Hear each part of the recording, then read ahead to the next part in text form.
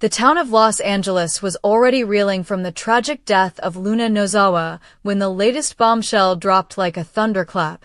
Ridge Forrester, titan of the fashion world and pillar of the Forrester legacy, had been diagnosed with terminal stage liver cancer. The news arrived under a cloud of bewilderment and whispered speculation. Why Ridge and why now? Fans and insiders alike recalled that only days earlier the actor portraying Ridge had posted breezy snapshots of sandy beaches and family laughter, announcing a much-needed, extended vacation. That very announcement, intended as a light-hearted update, leaked like a broken dam and spurred wild conjecture. Some claimed Ridge would not survive the violent altercation with Nick Spencer that had erupted over Brooke's affections, suggesting the character's jealousy-fueled confrontation would end in tragedy.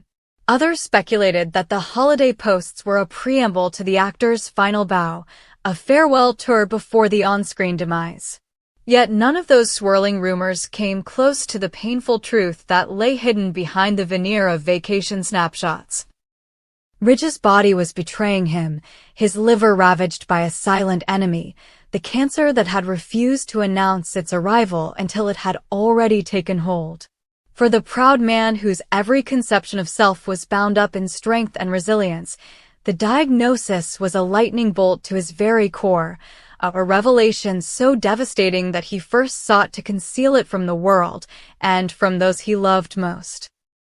In the hushed quiet of his private study at Forrester Creations, Ridge replayed the doctor's words in his mind, each syllable a death knell echoing in the vast chambers of his heart. He imagined the leather-bound volumes lining the shelves, the sketches of haute couture silhouettes pinned like proud trophies on the walls, the soft glow of the Pacific beyond the wide windows, all the symbols of his carefully constructed life, and wondered how many of them would endure his absence.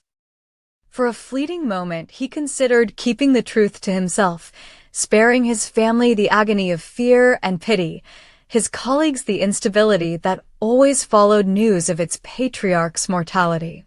But the weight of the secret pressed upon him until he could no longer bear the isolation it demanded. Taylor Hayes, his confidant of so many years, was the first to hear the confession spill from his lips. Late-stage liver cancer, poor prognosis, treatment options slim. Her face, etched with immediate concern and sorrow, shattered his resolve to remain silent. Taylor clasped his hands and reminded him that nothing, even death, could conquer the bond they shared, that facing the enemy together was the only path to preserve both his sanity and their love. Before Taylor could fully absorb the magnitude of Ridge's illness, another piece of news shattered the fragile stillness. Thomas Forrester was heading home. The prodigal son, who had fled town in the wake of Luna's death and the ensuing betrayal in his own heart, would be returning not for revenge or reconciliation, but for reasons far more urgent, his father's failing health. Word of Thomas's comeback ignited a frenzy of anticipation across the Forrester estate and beyond. Some believed Thomas would arrive armed with bravado and unfinished vendettas, ready to clash with the likes of Bill Spencer or unearth new scandals.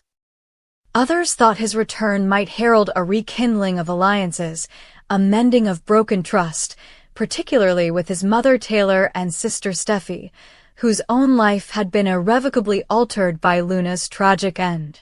Yet the truth was simpler and far more heartbreaking. Thomas, too, had fallen under the sway of family devotion and overwhelming love, unable to remain distant when the man who had taught him everything about fashion and everything about life faced his darkest hour. As the news of Ridge's condition spread through Forrester Creations like wildfire, the corridors once humming with the clack of sewing machines and the murmur of fabric swatches fell silent, employees exchanging stunned glances and sharing worried whispers. Oliver and Maya paused mid-design session, their eyes glazing over as rumors flickered in their minds.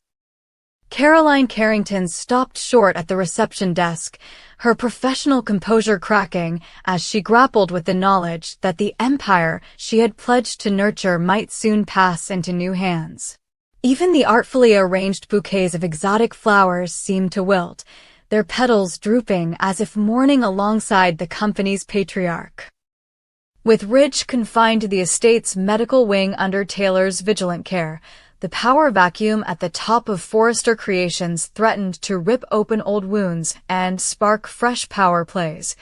Yet no one dared press their advantage while the specter of mortality hovered over the main house. In the midst of the storm, Brooke Logan found herself caught between past loyalties and present fears. Memories of her own fractured relationships with Ridge mingled with the ache of recent betrayals. Her heart had splintered under the weight of choices that had led to Luna's demise and Ridge's near-fatal custody battle over Hope's son. Seeing Ridge now thin and pallid, his eyes clouded with vulnerability, awakened in Brooke a fierce determination to stand by him, regardless of what had come before. She texted Taylor in the early hours, offering her presence, her love, her penance. The message was terse. "I'm here. Tell Ridge I'll be by noon." When she stepped into the softly lit hallway outside Ridge's room, Brooke felt the full weight of what lay ahead: hours of hospital visits, daunting conversations with specialists, the relentless ticking of clocks marking time that slipped through their fingers like sand. And yet beneath the dread, buried deep, was a spark of hope. Hope that in the face of such grave adversity, long-held rivalries and resentments would melt away, and the family could rally around the man who had given them so much. Meanwhile, the tabloids and gossip blogs, quick to pounce on the leaked vacation photos, scrambled to rewrite their headlines. Initial clickbait suggested Ridge's beachside hiatus was a prelude to a dramatic exit scene written to cement his character's legacy.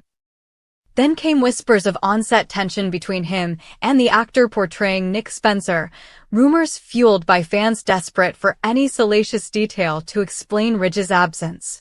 But as the cancer diagnosis took center stage, those conjectures collapsed under the weight of reality.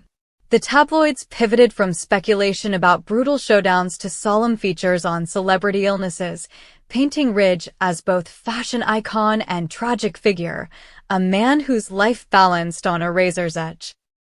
In those pages, the hashtag #GetWellRidge trended alongside heartfelt messages from co-stars and fans alike, a testament to the character's enduring impact and the actor's own dignified response to personal health challenges. Amid all the public drama, the private moments were the ones that seared themselves into the heart. Taylor and Ridge, seated face-to-face in the quiet sanctuary of their home's sunroom, held hands across a small table strewn with medical reports and test results. Thomas stood nearby, arms folded, his gaze shifting between father and mother, guilt and love warring in his eyes for having been away when Ridge had needed him most. Ridge cleared his throat, voice frail but steady, and offered Thomas a nod of reassurance. "I'm glad you're here, son," he said, each word a fragment of strength. Thomas swallowed, stepping forward to clasp his father's shoulder. "I'm not leaving again, Dad. Whatever comes, we face it together." In that moment, the ghosts of betrayal and heartbreak receded, replaced by a united front forged in the crucible of mortality. As the day wore on, medical teams convened to chart the best course of treatment, palliative care to manage pain, experimental chemo regimens to slow the disease's progression, potential clinical trials that promised more time if only Ridge's body could tolerate the onslaught. Conversations that would once have centered on fabric swatches and runway schedules now revolved around CT scans, blood counts, and the delicate calculus of risk versus reward. Ridge listened in silence, absorbing each detail with the solemnity of a man who had lived fully and now faced the final curtain.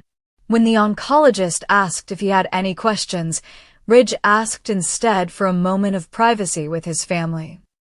Binding his children, his wife, and his estranged best friend in a tight circle of acceptance and love, he shared his final wishes: to see the next Forrester collection launch, to witness his grandchildren grow, to know the family he had built would thrive beyond his years. As the sun dipped below the Pacific horizon, casting the estate in a golden glow tinged with sorrow, Brooke, Taylor, and Thomas stood together on the balcony, silent witnesses to both the beauty of life and the tragedy of loss.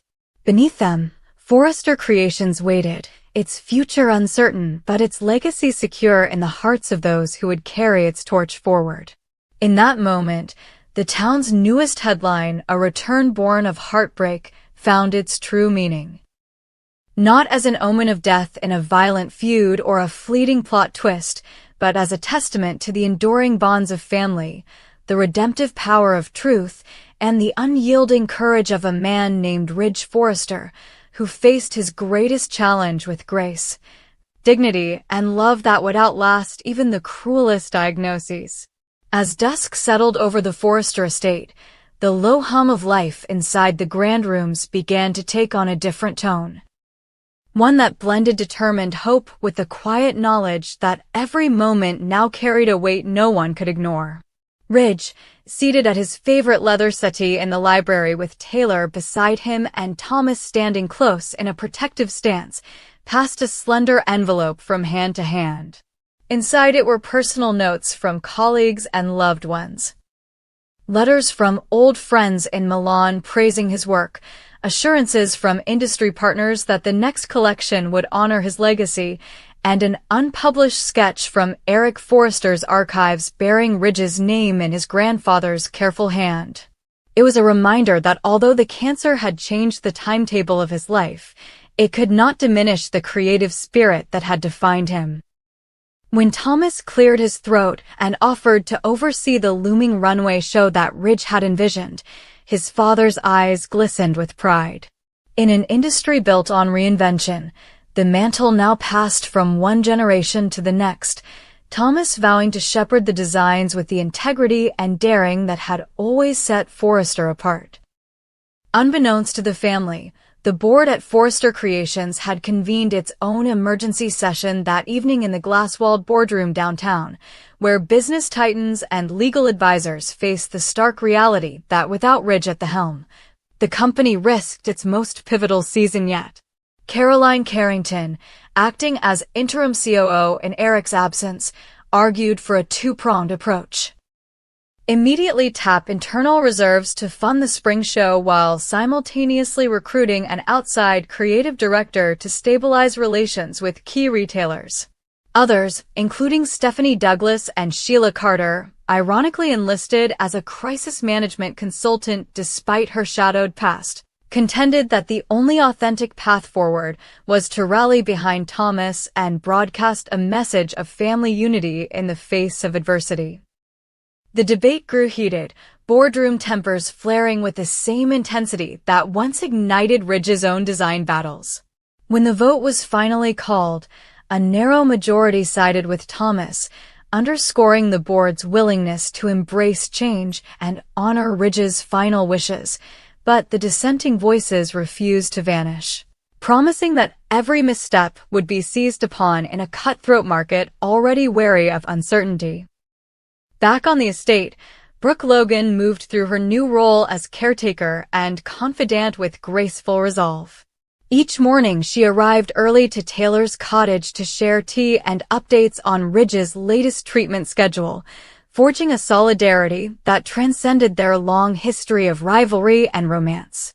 Together they reviewed every medical chart, every potential clinical trial, and even the experimental immunotherapy options that had once seemed too radical for mainstream practice. Brooke's own grief, her guilt over past betrayals, her remorse for the pain she had caused Ridge, was replaced by a steadfast mission to be his champion, in sickness as in health, until the very end. When Ridge struggled through a particularly agonizing infusion session, Brooke held his hand and whispered memories of better times, his smile on opening night at the Met, their stolen kisses on the Forrester rooftop, the first time he called her wife. Taylor, ever the psychologist, crept into the room behind them, her voice soft as she coached Ridge through the pain, offering breathing exercises and a gentle reminder that neither treatment nor diagnosis could extinguish the light of love they had kindled together. Thomas, meanwhile, dove headlong into design boards and fabric swatches with a ferocity that belied his youth. He summoned Steffi and Kelly to model early prototypes in the very halls where he had once played as a child, guiding them through poses that paid homage to his father's classic lines while injecting a modern edge that promised to captivate a new generation. In private moments, he paused before an empty easel in Ridge's old atelier, imagining his father wielding a pencil there, sketching the next great gown. Those silent reveries steeled his resolve. Each sketch he completed, each seam he marked, was a tribute to the man who had taught him that fashion was more than fabric. It was an expression of identity, a language without words. Though whispers followed Thomas through the halls, that he had too much to prove, that he was stepping into shoes too large, he met each murmur with quiet confidence, reminding himself that Ridge's blessing carried more weight than any boardroom verdict. Late one night, an unexpected visitor arrived at the estate gate, Hope Logan, returning from her own odyssey of fear and relief after Liam's experimental surgery. Word of Ridge's diagnosis had reached her on the flight home, and she wasted no time in coming to Brooke's side. The two women embraced in a hallway illuminated by moonlight, sharing tears that spoke of shared sorrows and a bond reforged by crisis. Hope, who had once been Ridge's stepdaughter-in-law and whose loyalties had been divided more times than she could count, now stood beside him with unwavering devotion. She took Taylor's hand in hers as they delivered the news of Liam's recovery to Ridge, MRI scans showing continued tumor remission, the experimental therapy outperforming expectations, a roadmap that suggested more time, precious hours, days, months, to be spent creating memories. For a moment, the room shook with collective relief, the family drawing strength from the knowledge that miracles, though rare, were still possible in their world. The next morning dawned with a renewed sense of purpose. Ridge, clad in a crisp shirt and leaning on a cane he rarely used, made his way to the glass-walled design lounge where Thomas unfurled the first set of completed sketches for the collection dedicated in his honor. Surrounded by fabric drapes and mannequins bearing half-finished garments, the father and son shared a moment that transcended words. Ridge placed a hand on Thomas's shoulder and said, "This is our legacy, son. Make it count." At that, the team designers, tailors, models, gathered around in hushed reverence, each acutely aware they were part of something historic, not merely a fashion show, but an act of solidarity in defiance of despair. Word of the collection's theme. Phoenix Rising, inspired by renewal and the triumph of the human spirit, leaked to the fashion press, igniting a frenzy of anticipation. Buyers from Paris to Tokyo clamored for invitations to the runway show, headline writers spun stories of a family united against mortality, and social media buzzed with poignant hashtags merging style with survival. At the same time, the board at Forrester Creations approved emergency funding to expedite production, while signatories to the dissent vowed to monitor every payment, every contract, ready to pounce if the corporate balance sheet tilted in the wrong direction. As opening night approached, the estate prepared for the dual spectacle of celebration and commemoration. Taylor oversaw floral arrangements that echoed the show's fiery motif. Brooke coordinated catering to blend elegance with the warmth of home. Thomas fine-tuned every detail down to the ribbon trims, and Ridge, leaning on Hope's arm, took his place front and center. The patriarchal figurehead whose enduring vision had brought them all to this impassioned moment. In the front row, his closest friends and family took their seats, Eric Forrester's quiet approval, Steffi's fierce pride, Wyatt's unspoken admiration, and even Bill Spencer, who arrived with a guarded smile, acknowledging that in the face of true adversity, rivalries gave way to respect. When the lights dimmed and the show began, The Forrester family watched their dreams walk the runway in a blaze of scarlet and gold. Each silhouette evoked the trials they had faced. The edited files and mistrust in the hospital, the stolen moments in the shadow of Liam's battle, the laughter and tears shared by Brooke, Taylor, and Hope, and transformed those sorrows into art. As the final ensemble emerged, an ethereal gown crowned by a phoenix motif, the audience rose in a standing ovation that shook the hall. Ridge, tears unchecked, rose to his feet with the aid of his cane, and in that triumphant moment, all the pain, all the fear, all the uncertainty was distilled into pure, resounding affirmation. Family endures, creativity conquers despair, and love blazes hotter than any sickness or scandal. Later, as the after-party hummed under a starlit sky on the terrace overlooking the city lights, Ridge stepped aside with Taylor and Brooke to watch Thomas greet guests. In the soft glow of lanterns, Taylor squeezed Ridge's hand and whispered, "You were right to share the truth." Brooke leaned in, her voice thick with emotion. "You're still here, and we're all stronger for it." Ridge, looking out at the scene, allowed himself a rare moment of vulnerability, admitting softly, "I was afraid I'd leave you with regrets. But seeing all of you here, fighting beside me, I know this is only the beginning of a story worth telling." As the clock struck midnight, Ridge walked the balcony alone for a brief respite, looking out over the world he had helped shape.